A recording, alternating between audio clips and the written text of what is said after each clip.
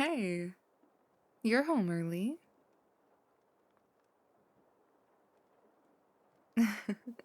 No, it's not a bad thing. I just wasn't expecting you. I was fully prepared to eat cereal standing over the sink tonight, so honestly, this is definitely an upgrade. I hate eating alone. How long have you been home? Did you eat anything? Actually, don't answer that. I already know the answer, and it's already stressing me out.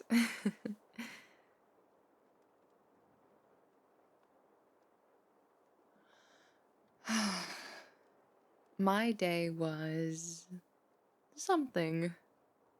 You know that project I've been complaining about for I want to say the past 3 weeks now? The one where my supervisor kept moving the deadline and then kept acting genuinely shocked when nobody was ready. Yeah. Well, today was apparently the big day. Yeah. Dropped the presentation right on us. Thankfully, I stayed up until almost 2 in the morning last night fixing the slides. I think I had 4 Red Bulls, which, by the way, is 2 more than any human should ever consume. My hands were visibly shaky by noon. But it surprisingly went well. It actually went really well. He said it was thorough, which, coming from him, is basically a standing ovation, so I'm choosing to feel good about it. I even rewarded myself with an overpriced hot chocolate on the way home. Don't look at me like that. I earned it.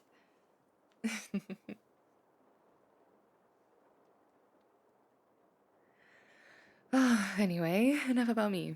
How was your day?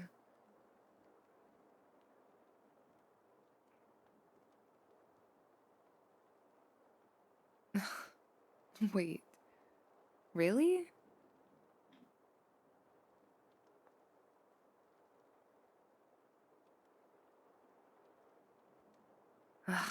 I believe you.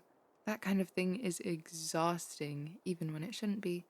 It just sits on you, doesn't it? And it follows you all the way home. You should have texted me. I would have sent you something stupid. I would have made you laugh. That's what I'm here for.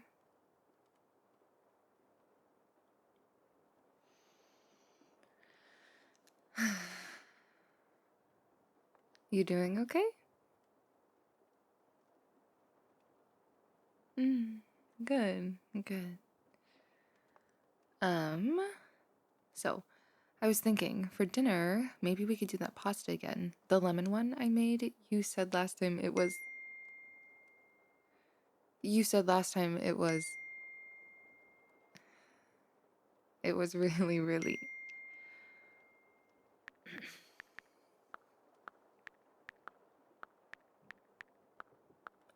Who's texting you?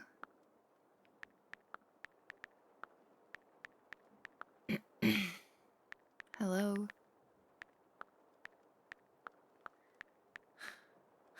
Like I'm not even here.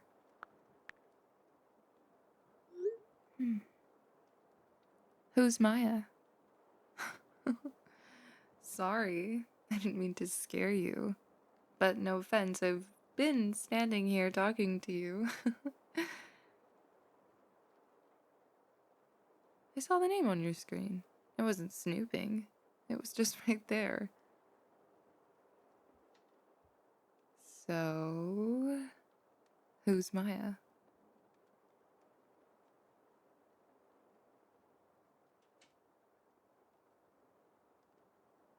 From your gym.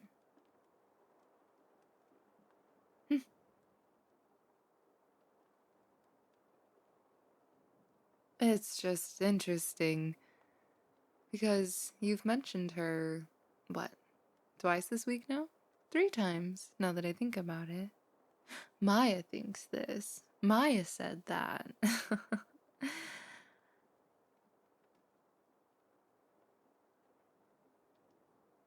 No, not funny. I just didn't realize you two were already so close. Texting already. Did you text her today when you needed a laugh?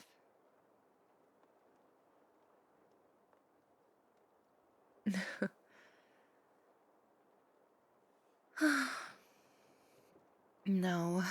No, you know what? I'm not doing that. That little thing I do where I make a joke and then I let it go and pretend I'm fine. I've been doing that for months. I am so tired of it. I am exhausted by it. Stay there. I mean it. Right there. Don't move.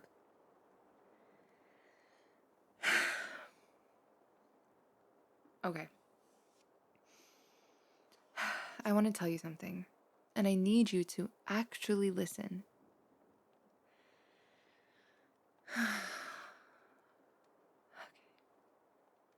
I have watched you walk in and out of this apartment for 11 months. 11 months of you leaving your coffee cups in the wrong spot, and somehow, I don't care. You take up the whole couch, you use my blanket without asking every single time, and I let you. You come home in a bad mood and go quiet for hours, and I just orbit you. Just always quietly waiting. And I kept telling myself, that's just what a good roommate does. You're considerate. You don't make things weird. But I just made it weird anyway. Just only in my head, where you can't see it.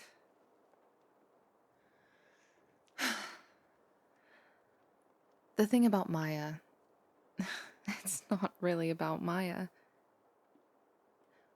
What it's about is that when I saw her name on your screen, I felt something drop in my stomach. Like a stone. Sudden and cold and completely out of my control, and I stood there for a second just holding that. Stuck, sitting with just how bad that felt. And that is not a roommate feeling. That is not simply, we split utilities and I hope your day went okay feelings.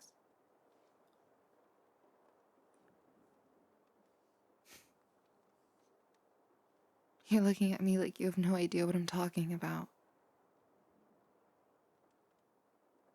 How could you not already know?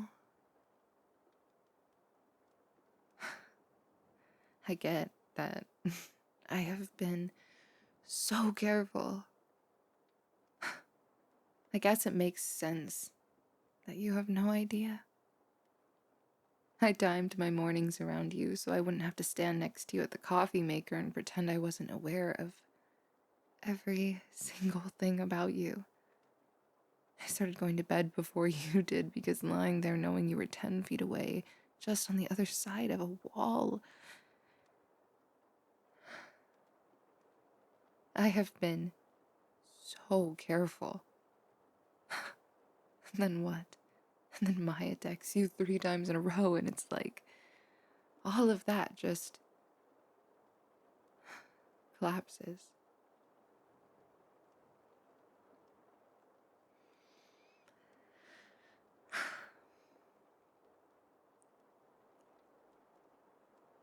Here's what I know. When you laugh at something I said, and I mean really laugh, not just laughing to be polite, I feel high off of it for hours. I replay it, and I know that you make coffee wrong, and I've never once told you because watching you make it wrong every single morning is something I apparently cherish. I know that every time a new name comes up, I immediately start running the math on whether or not they're a threat. And I know that Maya can text you every day, She can see you at the gym, she can think you're interesting, and she'd be right. You are interesting. That's the problem. But she does not know you. Not the real version. Not the 11 o'clock at night version, half asleep on the couch, completely off guard. Not the version of you that exists inside this apartment.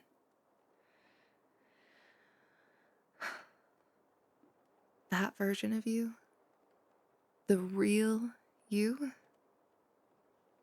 that version is mine. I decided that a long time ago. I guess I just never knew how to tell you. I'm not angry. I want to be really clear about that. This isn't anger. What this is I have spent 8 months being a coward, and watching you almost walk towards someone else is apparently the one thing I couldn't just quietly survive. So, you're not going anywhere. Not until you understand that the last 11 months have been the best 11 months of my life. And it's you. It's entirely you. And I should have said something in month 3 when I figured it out. I knew in month 3. And instead, I reorganized my sleep schedule and started timing my mornings and acted like that was a completely normal way to live.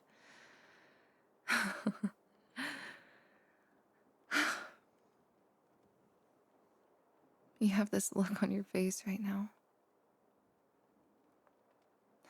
I know what it means. I'm just done pretending like you aren't mine.